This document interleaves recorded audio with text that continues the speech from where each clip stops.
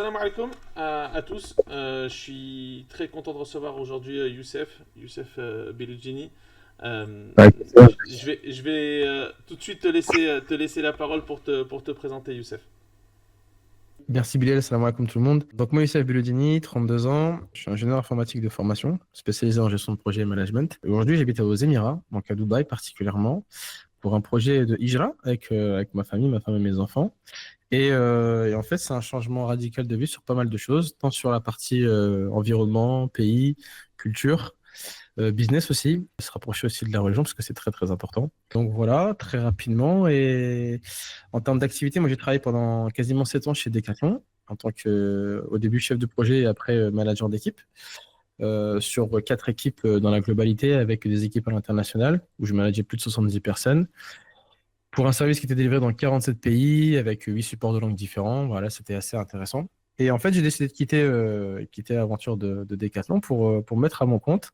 Et aujourd'hui, j'accompagne en fait les entreprises à mieux restructurer leur activité, leur business, en passant par le management, la structuration de leur process, revoir leur workflow, donc tout le flux de travail en fait de A à Z sur n'importe quel processus, et implémenter ça dans des outils d'automatisation et puis un peu d'IA. Voilà. D'accord.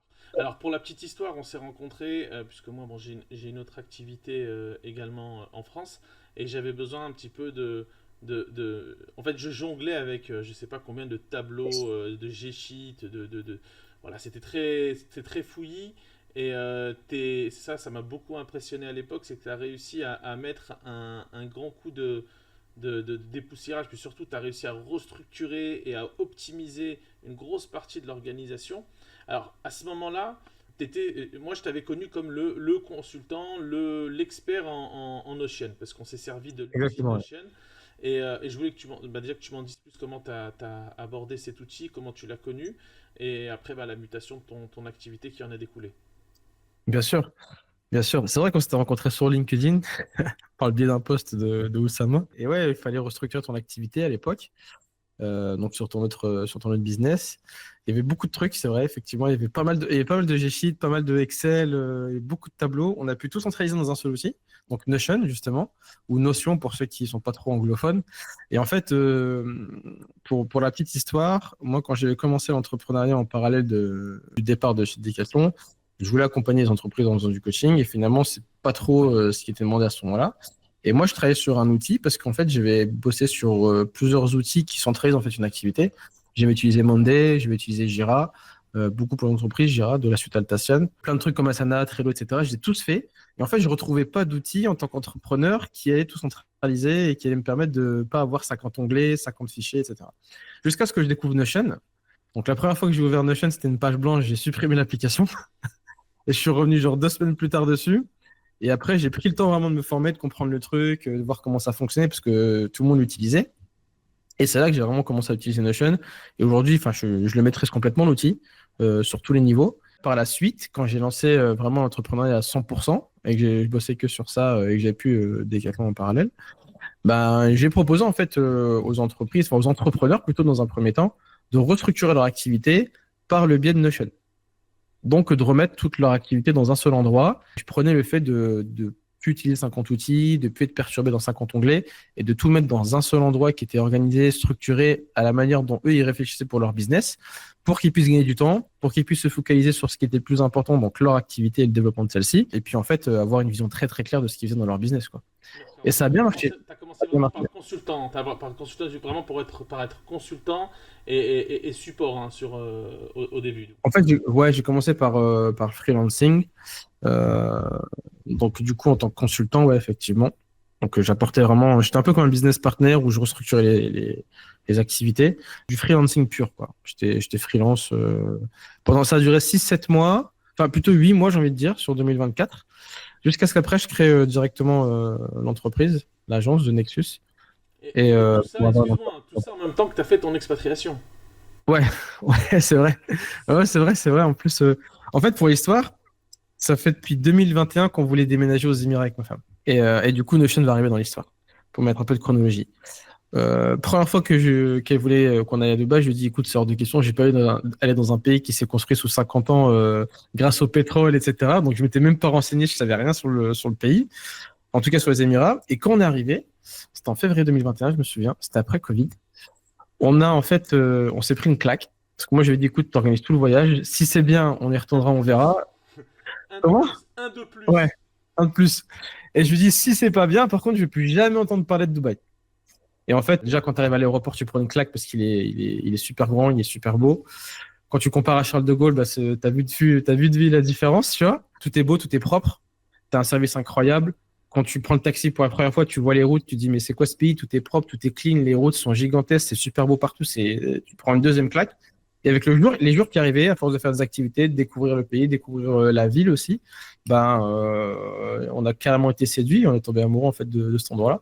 Et on s'est dit, allez, c'est bon, Inch'Allah, on va vivre ici, quoi. On va aller vivre à Dubaï.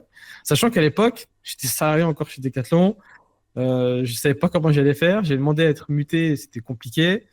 Du coup, c'est là que j'ai commencé à avoir un peu le C'est goût bien, pour l'entrepreneuriat. il y a des décathlons quand même, il y en a peut-être deux ou trois, je crois. À Dubaï, il y en a un Ouais, il y en a plusieurs. Calcutta, il y en a un à Mall Ouais. of Emirates, il y en a Il y en a Dubaï Mall aussi, Dubaï Mall aussi, Dubaï ouais. Hills. Ouais. Il y en a beaucoup. Il y en a beaucoup, sauf qu'en fait, c'est des franchisés. Et comme c'est des franchisés, bah, ça appartient pas directement à Decathlon. Mm, mm, Ce mm, qui veut dire que tu peux pas être muté aussi facilement que dans un autre pays où il y a déjà des headquarters, etc. Tu vois.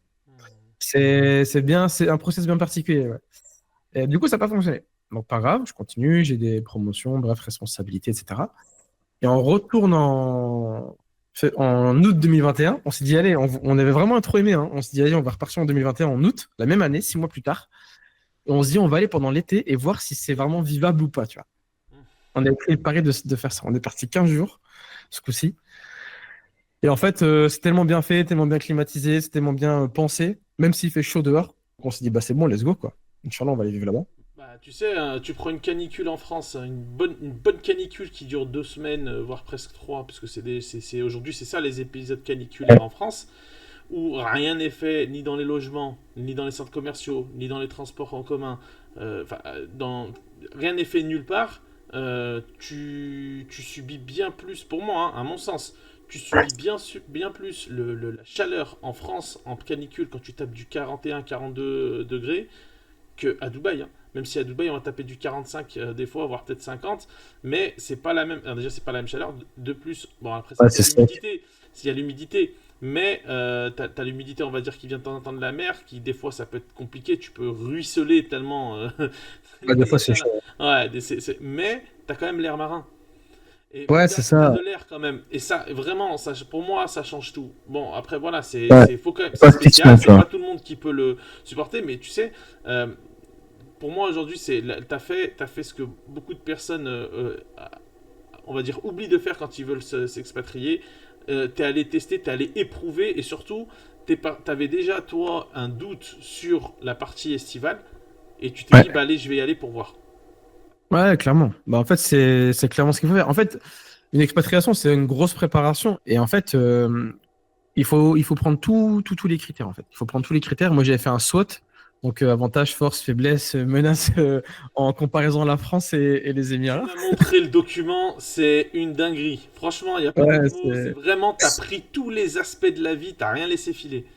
j'ai rien laissé au hasard. J'ai absolument rien laissé au hasard.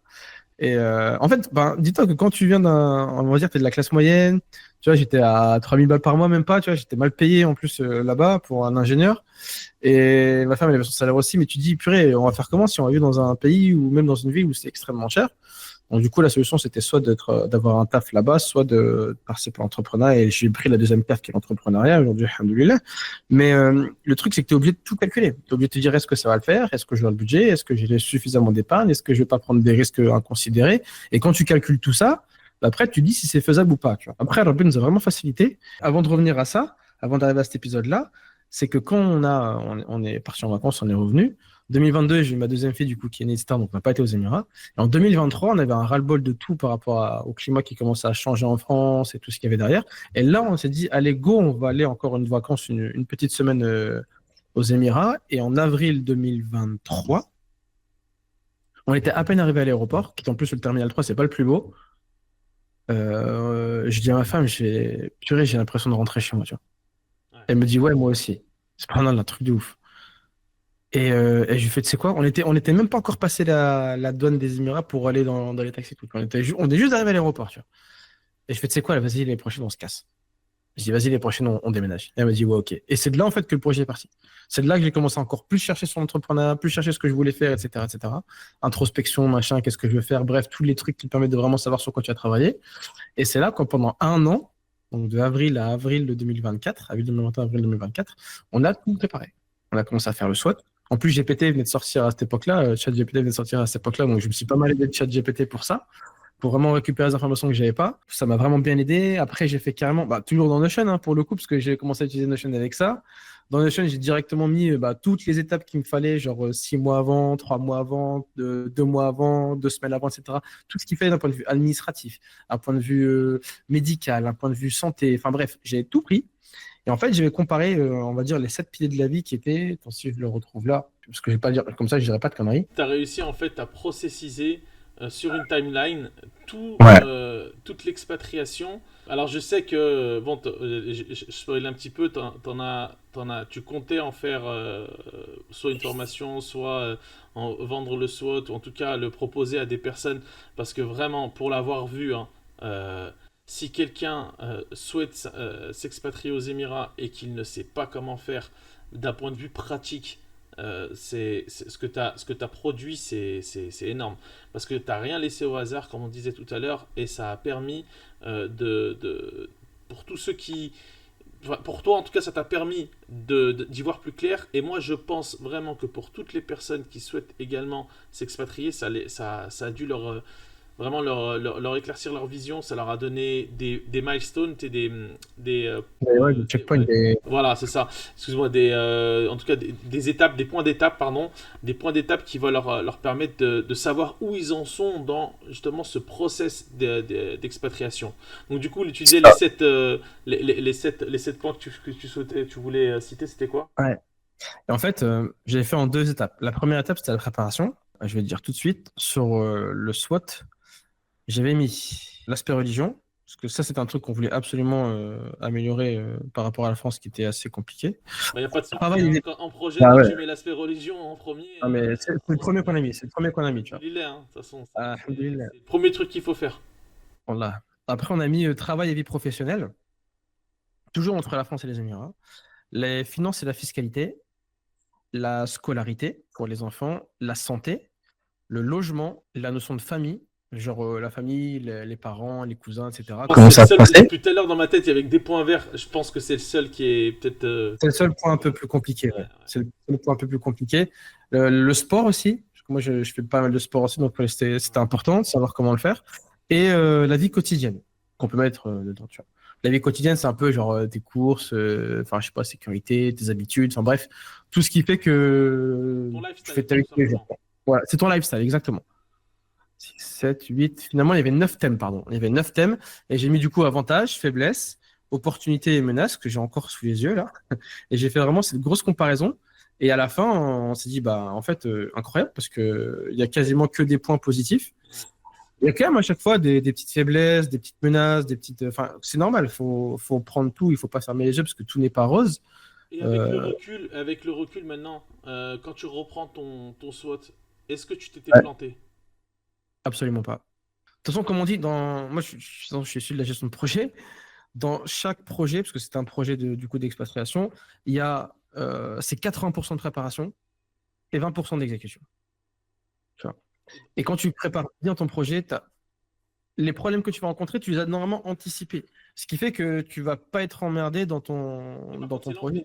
c'est l'amplitude peut-être, c'est peut-être plus là. Alors peut-être une menace que tu avais déjà détectée, tu t'attendais peut-être pas à ce qu'elle soit aussi importante. Ouais. Et à l'inverse, un point positif, finalement, il s'est révélé beaucoup plus dans le même sens. Tu vois, est-ce que dans ce sens-là, par contre, tu as eu quelques surprises? Ouais, j'ai eu des surprises, surtout sur la partie financière. Financière dans le sens où Dubaï, ça reste une belle surprise. Où on t'affiche, je prends sur le logement. On s'est fait avoir sur le logement. On avait budgétisé, je crois, 80 000 dirhams, 90 000 dirhams le loyer pour l'année. Finalement, on s'en est sorti avec 120 000, tu vois. Donc c'est différent. Et en fait, le truc, c'est que ils te font afficher des prix, parce que moi, tous les mois, on regardait en fait les loyers, les logements, ce que ça coûtait, etc., pour rentrer dans les cases du budget. Et parce qu'on a aussi budgétisé, ça c'est hyper important. Mais finalement, quand tu arrives sur place, ils disent ah non, non, ça en fait c'est déjà loué, c'est plus disponible. En fait, ça commence à partir de autant. Et là, tu dis waouh, c'est pas normal. Tu vois. Donc, première tuile, c'était le logement et sur les prix qui n'étaient pas forcément vrais sur les locations. La deuxième chose, c'est qu'en fait, tu dis que tu anticipes un maximum de choses, mais en fait, tu payes chaque action administrative qui va être faite aux Émirats. Tu payes ta licence driver, donc ton permis, tu payes le fait de faire ton assurance aussi, tu vas payer, je sais pas, le DIWA, enfin bref, tu as tous les trucs qui sont faits. Et en plus de ça, tu as le dépôt à chaque fois. Donc tu as un dépôt de garantie qui se fait à chaque fois que tu fais quelque chose. Tu vois. Alors, juste pour contextualiser un petit peu, déjà le premier point. Moi, ce que je conseille à toute personne qui souhaite s'expatrier et qui n'a pas acheté. Parce que voilà, nous, on a des personnes qui ont acheté et qui, après, une fois qu'ils réceptionnent leurs biens, ils vont vivre dedans. Donc, ils ne seront pas concernés par ça. Mais les personnes qui vont commencer par louer comme toi, faites-vous accompagner par un agent. Parce que c'est pas, c'est un petit peu, et là-dessus, t'es tombé dans le piège de la mentalité un petit peu française, se dire ah bah c'est bon, je peux faire par moi-même, j'ai pas besoin d'être accompagné, je sais faire. Donc tu vas sur Property Finder, tu vas sur Beyout, tu vas sur Dubizzle, tu regardes, ah bah tiens, c'est à peu près ça les prix, et puis une fois que tu appelles, tu te rends compte que ah, c'est pas dispo, parce qu'en fait, il y a une technique de beaucoup d'agents immobiliers spécialisés en location à Dubaï, ils mettent des prix en dessous du marché, et du coup, ça rend alléchant, et puis après, quand tu les appelles, ah non, celui-là, il est loué, mais du coup, j'en ai un autre qui est rentré, mais il est à ce prix-là. Donc Ouais, venez le voir. Et du coup, bon, bah t'es là, t'as aimé la tour, t'as aimé les amenities, t'as aimé le quartier, t'as aimé. Donc qu'est-ce que tu fais? Bah t'y vas. Et au final, c'est ce qui s'est passé. Mais faut le savoir, c'est quand même possible de trouver des loyers intéressants. Mais pour ça, faut être accompagné d'un agent. Parce que c'est ça. Ouais. là il a vu un bleu et il a C'est un peu sauté sur ça. l'occasion. Quoi. C'est un peu ça. Et sur les parties déposites, etc., ouais, faut savoir qu'à Dubaï, par exemple, son compteur d'eau et électricité, donc qui est géré par DIWA, qui est Ouais. Dubai Electricity and Water Authority, qui est l'organisme un petit peu le EDF et le Veolia peut-être de Dubaï, mais cette fois-ci par contre c'est étatique, il n'y a pas d'acteur privé. Bah, par exemple, son compteur, un truc auquel on ne pense pas du tout en France, là-bas son compteur, on pose un déposit. Alors qu'on n'y a Ouais. pas accès, alors qu'on ne va pas le toucher, mais on pose un déposit qui est à peu près de 2000 dirhams, ça dépend à peu près, mais C'est ça, ouais.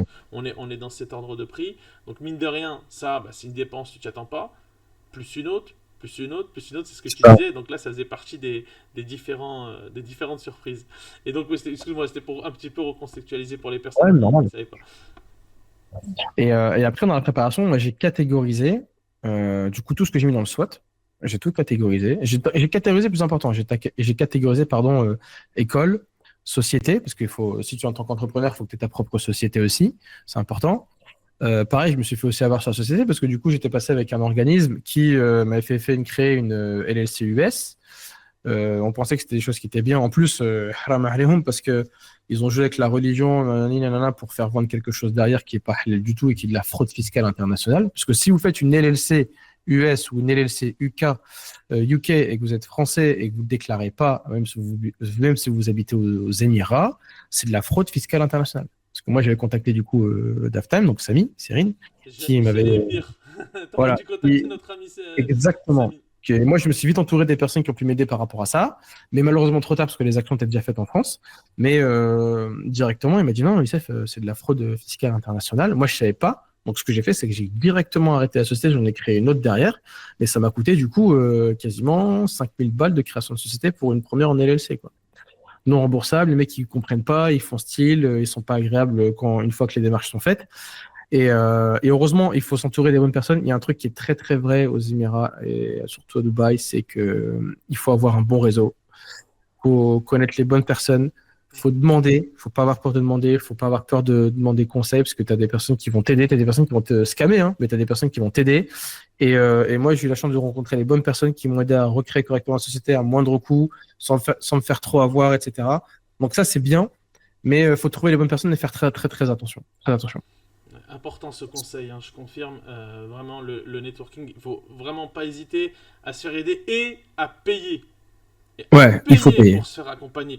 Parce que ça, c'est la mentalité française de ça. Je sais tout, ah mais c'est bon, j'ai pas besoin d'aide. Et puis je fais tout. Faut la supprimer de ça. Il y a un adage qui est déjà bien connu. Hein, si il y a toujours un coup caché. Clairement, hein, pour moi, à mon sens, hein, tu payes la facture de l'ignorance. tu vois. Tu payes, si tu es prêt à payer la facture de l'ignorance, bah vas-y, amuse-toi. Mais si t'es pas prêt à le faire, descends un petit peu ton ego, parce que c'est une question d'ego. Accepte de dire que tu vas dans un pays, même si tu es allé 2-3 fois en vacances. Parce qu'en fait, il est là le piège. C'est qu'il y a beaucoup de personnes, en fait, ils sont allés 2-3 fois en vacances, 4 fois en vacances. Ils ont compris un petit peu, voilà, tout le monde a maintenant 2-3 potes qui vit là-bas. Ah, mais c'est bon, t'inquiète, je peux me débrouiller. Malheureusement, on a bien vu, beaucoup se sont fait avoir. Et puis, même si tu auras beau être aussi préparé que toi-même tu l'as été, bah, même là, tu vois encore, tu as subi un impair, malheureusement. Ouais, exactement. Et du coup, il faut le prendre en compte. Mais ouais, ça, c'est aussi quelque chose qui est très français qu'il faut supprimer. De toute façon, quand on part pour une expatriation, faut supprimer sa mentalité française. C'est dur à faire, mais il faut l'effacer petit à petit pour accepter comment ça se passe dans la nouvelle culture, dans le nouveau pays. En tout cas, si on veut vivre sur du long terme là-dessus, parce que si on s'expatrie, c'est pour du long terme en général. Et ça, c'est quelque chose qui est compliqué, parce que quand tu as une mentalité française, où tu as beaucoup d'aide de l'État, de ceci, après, enfin, nous, on n'avait pas tant que ça, même quasiment pas, parce que la classe moyenne, c'est celle qui se fait le plus taper dessus sur les doigts. Donc, zéro aide ni rien, donc c'est toujours démerdé, on a toujours été débrouillard. Mais pour ceux qui sont habitués à avoir des aides, à compter dessus, à être un peu du système D, bah, quand tu arrives aux Émirats, c'est pas la même chose. C'est pas du tout la même chose. Faut- Ça, faut oublier qu'il faut se dire que tu fais du. J'allais pas dire un saut en parachute sans parachute, mais on n'est pas loin, on n'est pas loin de l'image. Mais il faut changer totalement ce paradigme. Il faut basculer sur un paradigme entrepreneur. Justement, je voulais juste rebondir sur un point avant de revenir sur les autres surprises, avant que j'oublie. Tu dis, alors toi, là où ton parcours, pour moi, je le trouve pas habituel, c'est que souvent tu vas avoir des entrepreneurs qui vont modeler leur projet de vie. Toi, c'est ton projet de vie qui a fait de toi un entrepreneur. Ouais. C'est un peu l'inverse. Est-ce que avant ça, tu as quand même eu un peu la fibre entrepreneuriale, ou peut-être, mais pas forcément dans ce domaine d'activité, hein, peut-être tu as eu envie de, je sais pas moi, d'ouvrir un resto, ou de monter une société dans un autre secteur d'activité, ou j'en sais rien. Est-ce que tu as déjà eu cette envie-là, ou jamais c'est vraiment le projet où tu t'es dit, de toute façon, il n'y a pas le choix, il faut que je passe par l'entrepreneuriat pour accéder à ce rêve. En fait, j'ai toujours entrepris, mais dans une entreprise. En fait, j'ai fait de l'intrapreneuriat. C'est-à-dire que sur les missions qu'on me donnait, sur les gros projets que j'avais, normalement, tu dois suivre une ligne directrice, mais moi, je le faisais à ma façon. Donc, j'entreprenais, en fait, et j'innovais pour vraiment avoir de la nouveauté et avoir des résultats. Mais c'est différent du vrai entrepreneuriat, parce que du coup, c'est pas ton argent, c'est pas tes objectifs. Enfin, c'est tes objectifs, mais target commune, tu vois, donc c'est différent. Le vrai déclic de l'entrepreneuriat, c'est arrivé en février 2021, parce que moi, j'ai mon petit cousin qui fait de l'e-com, qui est parti en fait aux Émirats, donc on l'a vu là-bas aussi et tout.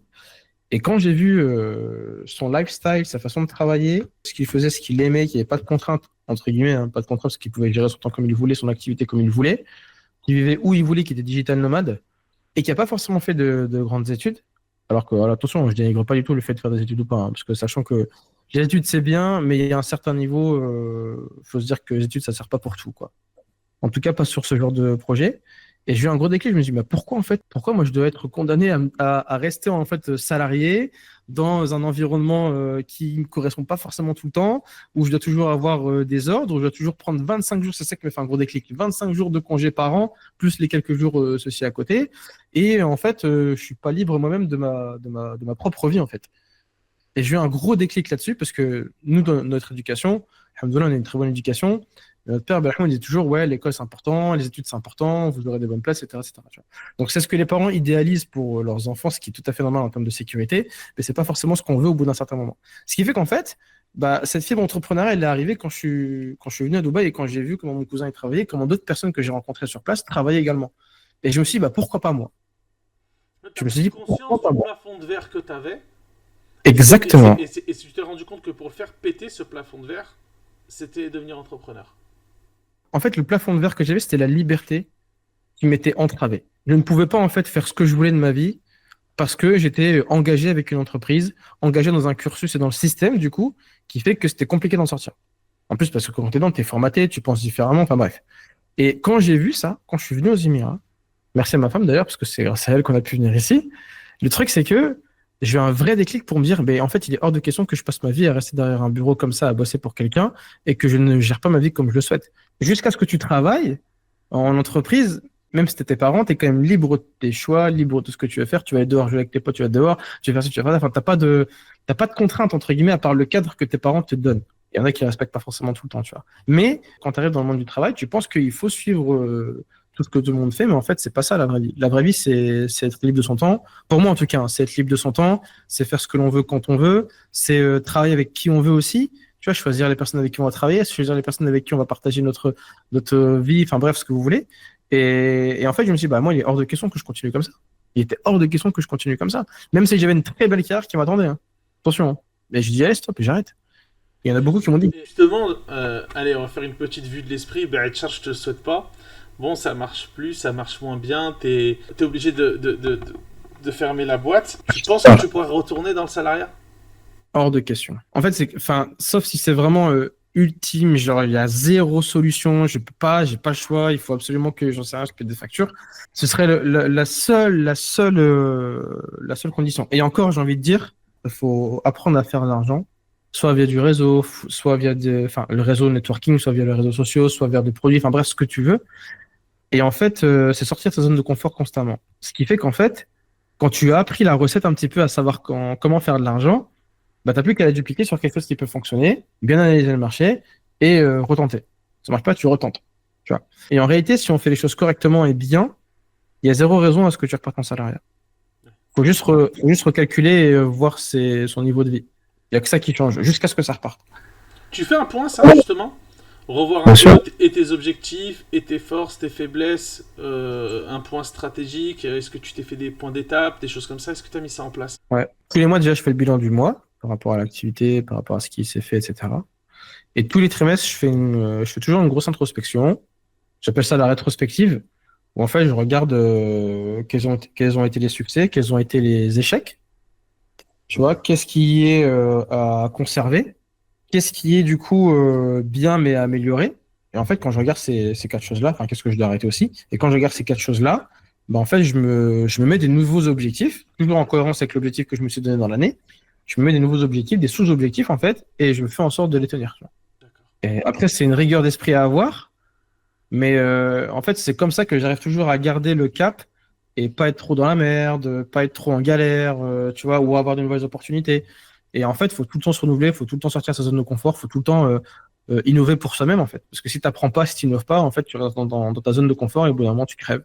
Et justement, par rapport en termes d'innovation, etc., comme j'ai dit au tout début, toi, je t'ai connu comme le spécialiste Notion, entre guillemets. Ouais.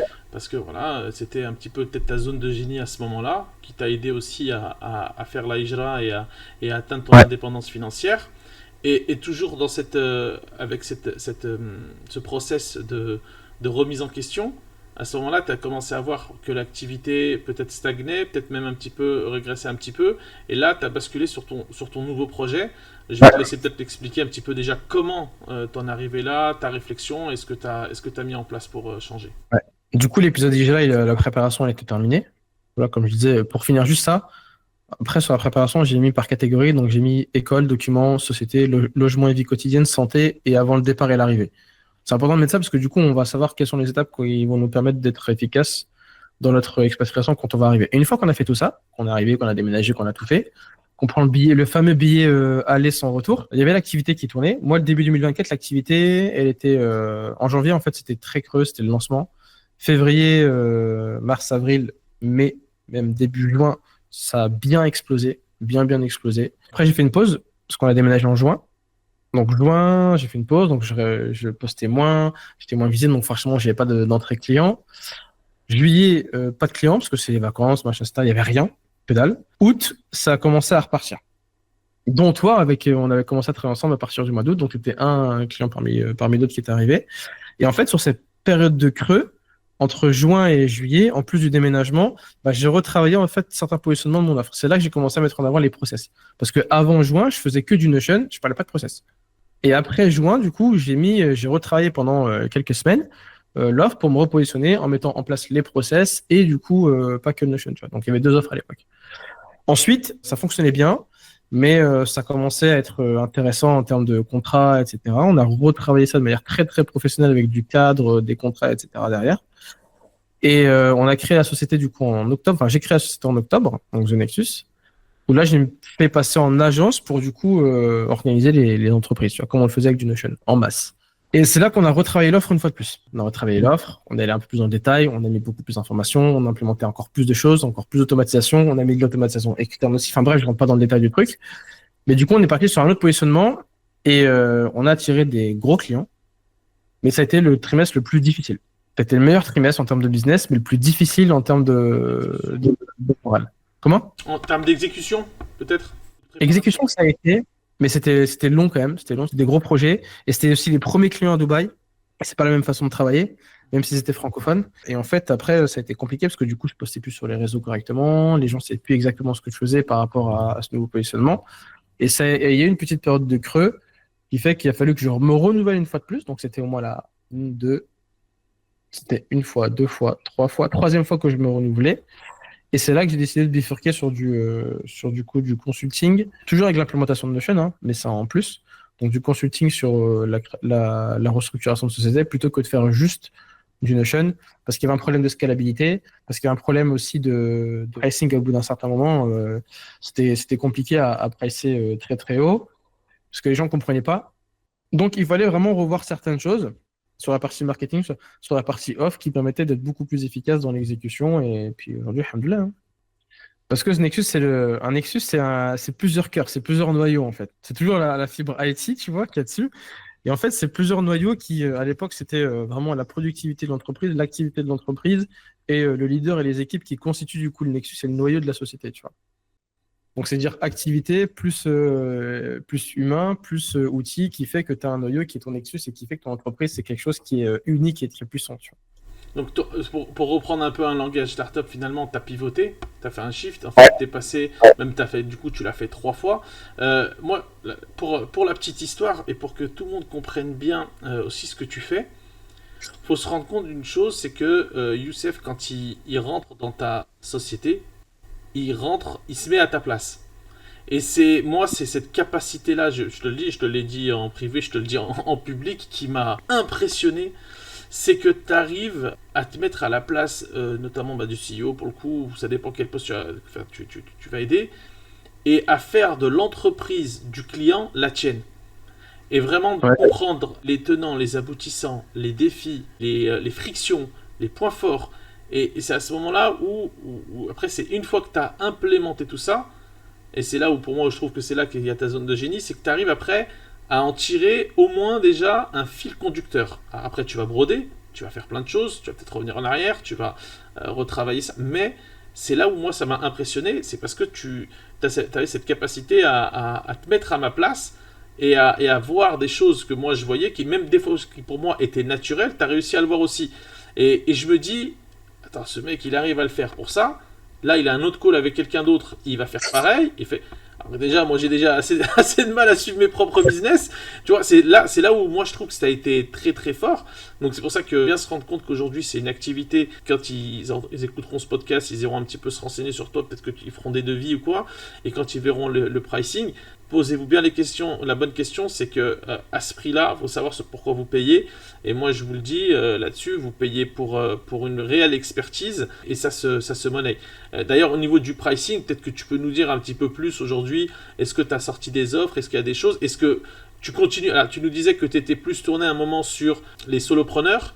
Là, aujourd'hui, tu bascules sur des modèles qui sont plus peut-être sur des modèles de société un peu plus structurés. Est-ce que tu continues un petit peu? Aujourd'hui, c'est quoi aujourd'hui ta cible en termes de clientèle? Aujourd'hui, ma cible exacte, c'est vraiment les dirigeants d'entreprise, tu vois, ou les managers d'entreprise qui ont une activité qui est déjà en route, florissante, mais en fait, ils ont un vrai plafond de verre qui fait que leur organisation leur empêche de vraiment voir clair dans leurs objectifs et d'avancer beaucoup plus loin. Et aujourd'hui, en fait, l'accompagnement, il se fait sur. En fait, il y a deux choses. C'est les personnes qui sont ciblées directement sur l'offre aujourd'hui, donc de consulting. Et soit on travaille sur 8 semaines, enfin 8 à 10 semaines, soit on travaille sur 12 à 14 semaines. Donc l'offre s'appelle Leader Rising. Et en fait, l'objectif, c'est vraiment d'améliorer le management, l'entreprise qui gravite autour du coup du dirigeant ou du manager pour justement remettre en place tout ce qui va être management, structuration, automatisation et optimisation de leurs process. Donc directement en interne. Donc ça parle de recrutement, ça parle de marketing, ça parle de sales, enfin bref, ça parle de tous les aspects de son business, peu importe lesquels.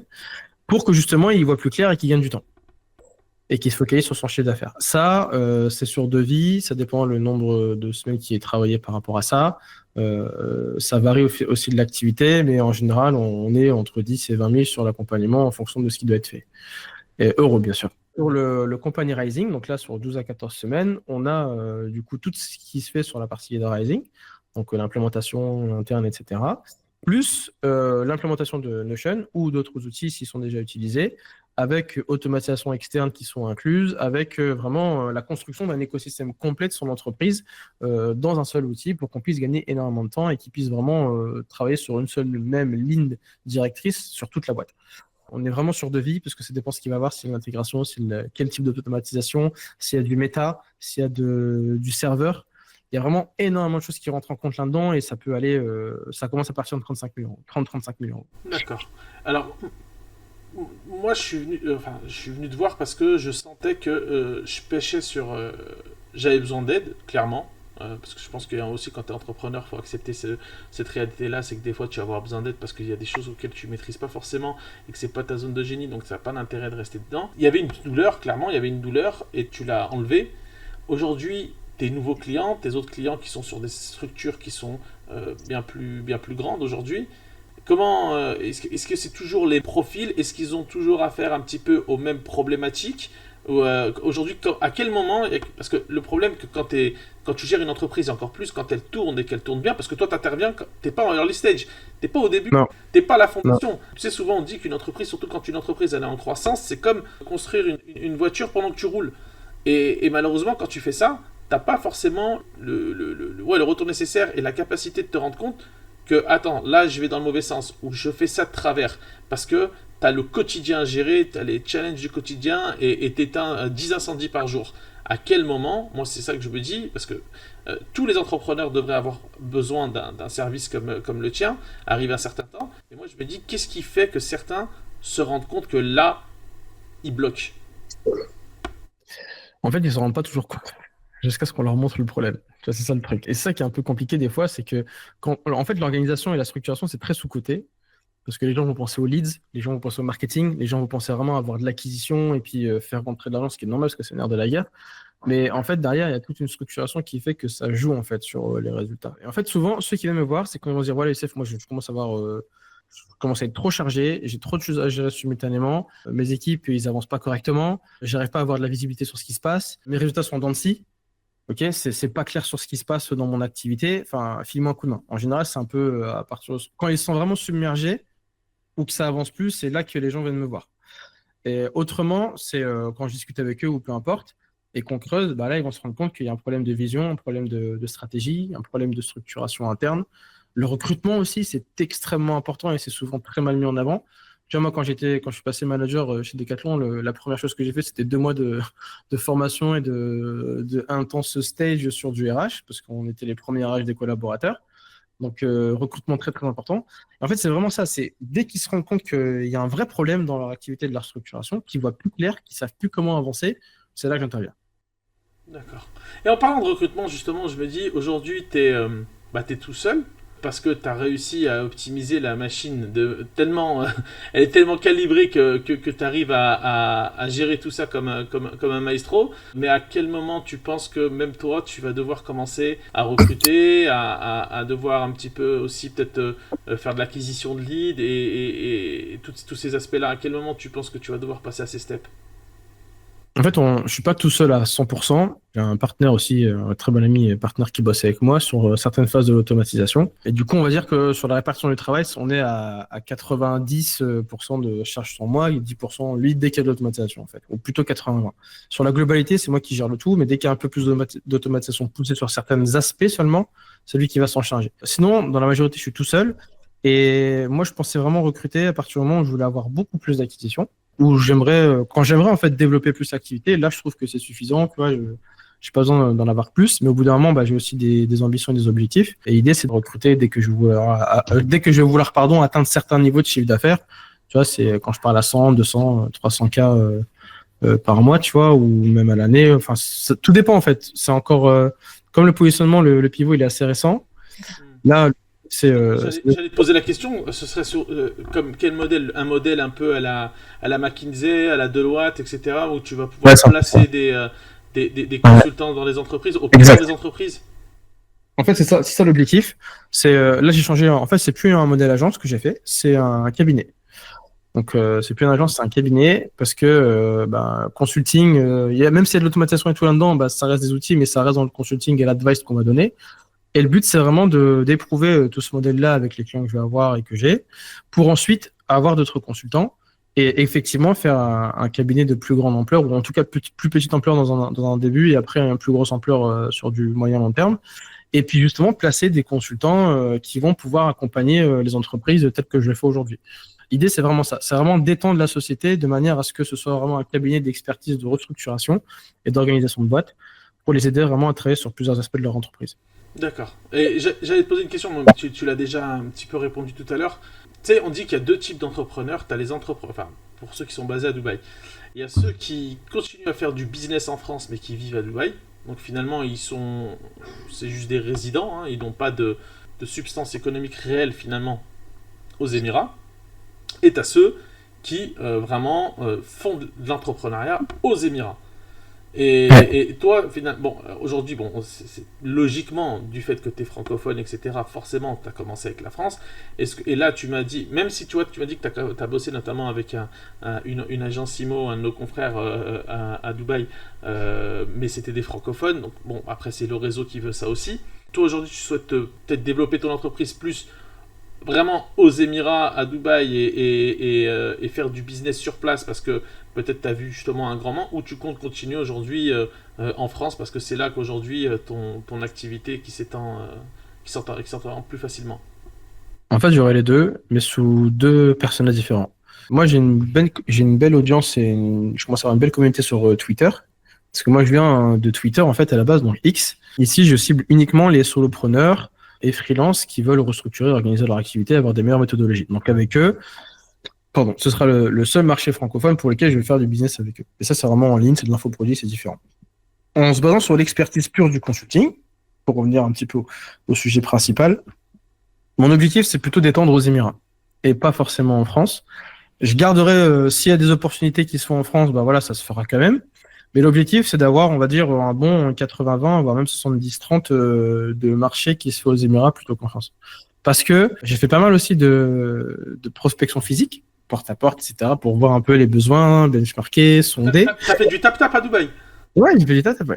En fait, ce qui est trop bien, c'est que tu Ah, peux faire ça hyper moi j'aime facilement. bien, je viens de là, donc tu vois, C'est trop bien. tu vois, ça marche encore, hein, tu vois, Et c'est la première fois que je fais ça, hein. et tu fais des meilleures rencontres, hein, faut savoir, hein, ça c'est, tout le monde ne jure que par le marketing digital, acquisition de Non, leads, y a pas que envoi de ça. mails en masse, ouais, mais du tap-tap, parce que du tap-tap, des fois tu vas tomber sur la personne. Souvent, Ouais, ça arrive qui est le décisionnaire et tu peux tout de suite savoir si ça vaut le coup ou ça c'est peut valoir souvent le ça. coup très rapidement. Et donc, du coup, c'est quoi un peu ton. Alors, moi, bon, du père de mon activité, j'ai jamais fait de tap-tap à Dubaï. C'est quoi ton retour? C'est limite indispensable à faire. Parce que, en fait, après, il faut savoir bien parler anglais ou bien leur parler arabe. C'est important. Mais le truc, c'est que moi, j'ai dit, allez, au culot, on y va. J'ai pris une tour. J'ai fait les 20 étages de la tour. C'était pendant Ramadan, donc il y avait la moitié qui était pas là, tu vois. Mais j'ai fait les 20 étages de la tour et j'ai fait du porte-à-porte pour chacune des entreprises. Après, moi, je ciblais un peu plus le real estate, mais je les ai tous faits. Je me suis pas cassé la tête, je les ai tous faits. J'ai pu faire des beaux échanges avec pas mal de personnes. J'ai laissé aussi la carte de visite, très important aux Émirats, la carte de visite. J'ai quand même réussi à avoir deux rendez-vous, tu vois. Donc deux rendez-vous sur peut-être une vingtaine de sociétés vues, quoi, dans la globalité de la journée. Ça va, c'est un bon ratio. Hein. Ouais, ça fait. À froid, c'est un bon ratio. Hein. Ouais. Et du coup, on doit aboutir à certains autres rendez-vous. Mais c'est génial parce qu'en fait, déjà de un, tu sors de ta zone de confort. Moi, c'est la première fois que je fais ça. Je n'avais jamais fait ça avant. De deux, ça t'apprend aussi à mieux parler avec les gens, même si j'ai déjà une bonne éloquence. Puis tu as le contact qui se fait directement. Tu vois si ça match pas, si ça peut le faire ou ça peut pas le faire. Franchement, très très intéressant. Moi, j'ai vraiment bien aimé et je recommande de le faire. Au moins une fois pendant. On prend une journée ou une demi-journée. Et tu prends un bâtiment, tu vas voir le bâtiment, tu prospectes comme ça et puis voilà. La force de Dubaï. Tu sais, je vais te dire, pour l'avoir fait, moi, sur ma conciergerie en France, à Lyon, tu sais, le modèle français, il est sous forme de parc d'activité. Donc pour se taper, quand tu te fais un parc d'activité, souvent tu vas pas pouvoir te taper. Pour se taper comme toi, peut-être 20 ou 30 boîtes, il faut faire au moins 3 ou 4 parcs d'activité. Et crois-moi que c'est très fatigant. C'est vraiment très fatigant. L'avantage à Dubaï, Tu commences, tu prends l'ascenseur, tu montes tout en haut, et tu descends, et tu descends, et tu descends, tu descends, et tu vas taper, mais ouais, 20 boîtes, c'est quand même énorme. En termes de force de frappe commerciale, c'est fou. C'est impressionnant parce qu'en plus, ce qui est ouf, c'est que c'est hyper accessible. C'est-à-dire que tu peux aller voir directement le CEO, C'est ça. le dirigeant s'il est là et tu dis, moi je rentrais direct, je fais ouais, bonjour. Bon, je voulais vite en anglais, je fais ouais, bonjour, est-ce que votre manager il est là? Souvent elle dit ouais, c'est pourquoi? Je fais bah, est-ce qu'il est là? Comme ça, je lui parle directement. Le Elle me dit barrage oui de ou elle me dit non. Le barrage de l'accueil, ça c'est le Ouais. premier point. Et Elle me dit oui ou elle me dit non. Et si elle me dit non, je lui explique ce que je fais et je laisse la carte. Si elle me dit oui, bah j'attends et puis il vient. Puis après, je lui parle. et t'as eu des. Et c'est accueilli comme. Est-ce que ça se fait encore à Dubaï, ça? Est-ce que c'était Ouais. surpris? Ça se fait encore? Il y en a un pour lequel j'ai eu un rendez-vous très très vite. Ça, c'est, je parlais avec le gars du secrétariat. Et en fait, le boss, il arrive. Et je fais, ah, vous êtes le manager? Je fais, c'est un machin, etc. Il m'a dit oui. Et c'est rien, balèze, tu vois, genre, il me faisait trop rire. Il a cru qu'il a impressionné quelqu'un, mais il a rien impressionné du tout. Et en fait, je lui dis, ouais, je fais ça, je restructure l'activité. Il me dit, ah, il me dit, ah, trop bien. Il me dit, bah vas-y, on se voit samedi. C'était un jeudi. Il me dit, samedi, t'es disponible? Et je dis, ouais, ça peut le faire. Je sais, ça dépend, quelle heure, etc. Tu vois. Il me dit, bah samedi 14h. Je dis, ok. Donc je viens samedi 14h, on fait le rendez-vous, etc. On doit faire un deuxième, Inch'Allah. On fait le rendez-vous, etc. Tu vois. Et en fait, trop marrant, parce que les mecs, ils te donnent une image de mec hyper fermé, machin, mais quand tu es devant eux et que tu leur parles vraiment du sujet, des problèmes qu'ils ont, bah, ils sont tout gentils, ils sont tout mignons, tu vois. C'est ça qui est trop rigolo. Et en fait, tu arrives à les avoir parce qu'ils ont des vrais problèmes. Et c'est ça, c'est là où je me suis rendu compte qu'en fait, au marché de Dubaï, il y a quelque chose à faire, quelle que soit l'industrie. Parce que, en tout cas, dans ma niche, l'organisation et la structuration, ça n'existe quasiment pas à Dubaï. Les mecs, c'est juste straight to the point. Je vais faire de l'argent, T'as dû en réseau, parler avec j'appelle, Samy. machin, Avec, WhatsApp, Sa- terminé. Avec Samy de Daft Time, t'as dû en parler justement du fait que notamment il n'y a pas. Alors, parce que toi t'es dans l'optimisation, la processisation, mais aujourd'hui, quand même aujourd'hui à Dubaï, ça se structure notamment au niveau de la comptabilité. Aujourd'hui, on nous demande de faire la corporate tax, la VAT Bien sûr. registration, on nous demande des choses qui n'existaient pas avant. Et il faut pas se leurrer. Il y a des mecs, ça fait 20 ans, 30 ans qu'ils sont à Dubaï, ils ont des boîtes, ça tournait très bien comme ça tournait parce qu'il n'y avait pas d'impératif si ce n'est renouveler sa licence et payer deux trois fils par-ci par-là. Aujourd'hui, faut être structuré, c'est-à-dire faut Mais super bien bien. sûr. Et c'est pour ça que notamment bah, Samy, on a enregistré un épisode et Inch'Allah on va en faire d'autres. Pour moi, son activité aussi arrive à point nommé, je pense, à Dubaï, tout comme la tienne. C'est qu'aujourd'hui, Dubaï, après avoir fait du chiffre, aujourd'hui, il faut qu'il recherche un petit peu d'optimisation et de structuration. Et c'est là où je pense que vous arrivez au bon moment parce que si jamais tu le fais pas, tu sais, à Dubaï, pour moi, il y a une. Il y a, il y a, il y a un. Enfin, c'est un petit peu moi, ce que je me dis, c'est que c'est marge ou crève. Si Ouais, jamais c'est marche tu ou crève. non, c'est marge ou crève. Si tu fais pas ta Ah, ouais. marge, tu crèves. C'est vraiment Ouais, marge ou crève. Si vraiment ouais, c'est pas faux, ouais. tu fais pas ta marge, tu vas te retrouver. Enfin, je pense que le secteur d'activité, notamment du F&B, le food and beverage à Dubaï, on voit bien, il y a des restos qui se montent, au bout de 6 mois ils disparaissent, des cafés pareil, parce qu'aujourd'hui si t'es pas structuré, tu contrôles pas tes coûts, ton organisation, t'as tout ton entreprise, tu tiens pas. Alors déjà c'était déjà le cas Exactement. avant, mais aujourd'hui le jeu pour moi il s'est durci. Il est beaucoup plus dur qu'avant. Et surtout que les Émirats sont de plus en plus stricts sur leurs règles. Et tu vois, on parlait d'Aftime, d'Aftime, je les ai accompagnés. Sur la structuration. Bon, notre ami D'Aftime, je leur ai tout fait. Tu vois? la boucle est bouclée. Il t'a Tu vois. accompagné, tu l'as accompagné. Ouais, c'est ça. Et en fait, et puis tu vois, je vais travailler avec lui. Tu vois. Moi, je sais que sur ma comptabilité, je vais lui filer. Tu vois, il va s'en occuper de ma société. Ça, y a pas de problème. Tu vois. En fait, il faut savoir s'entourer des bonnes personnes et il faut le faire le plus rapidement possible. Il faut pas avoir peur d'investir parce que le retour sur investissement, il est souvent. En fait, selon certaines entreprises, certaines activités, je pense à la mienne par exemple, le retour d'investissement, il n'est pas tout de suite immédiat. Tu vas voir les premiers résultats au bout d'un mois, 2 mois, tu vois. Et c'est sur du long terme que tu vas commencer vraiment à avoir des gros résultats et gagner énormément de temps et du coup beaucoup plus d'argent. Mais si tu es assidu dès le début, au bout d'un mois, tu as tes résultats, hein. Il faut accepter qu'il n'y a pas un héros immédiat. Ça, je pense aussi que ça vient du problème notamment des SaaS, des modèles SaaS qui te promettent tout de suite d'avoir des résultats et tu vas voir sur ton activité. toi aujourd'hui tu as accepté de restructurer encore, de toute façon c'est ce que, entre guillemets, c'est ce que tu promets à tes clients. C'est, si vous Bien sûr. restructurez, vous allez réussir. Donc toi-même, tu appliques à toi-même ce que tu dis à tes clients. Donc Exactement. ça peut aller, que bien.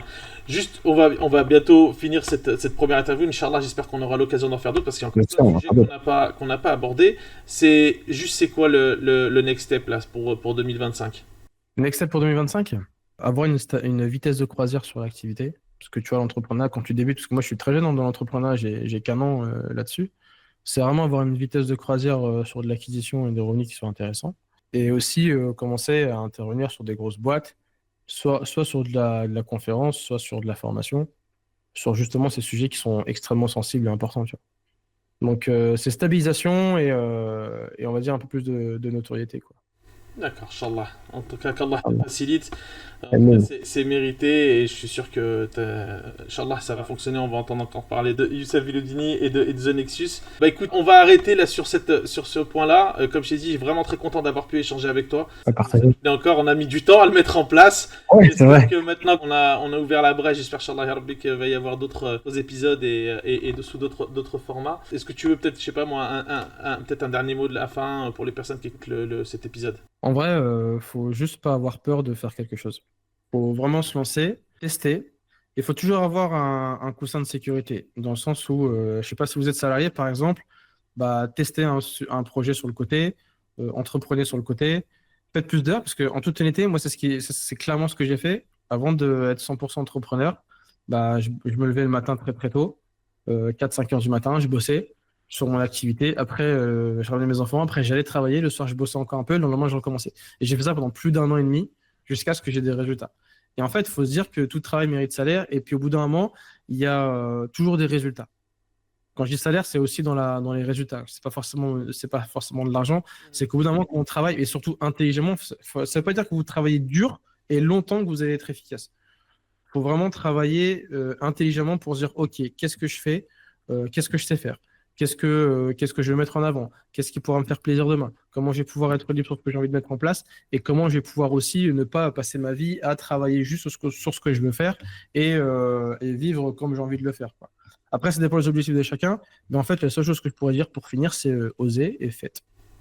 Masha'Allah. Barakallah fika pour les bons conseils et pour le temps que tu nous as accordé.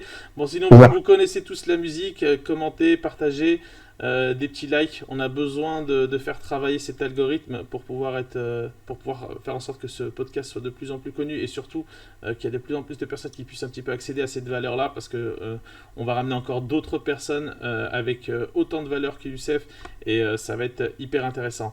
Youssef, barakallahu fik, je te souhaite une très bonne journée et à très bientôt. Salam alaikum.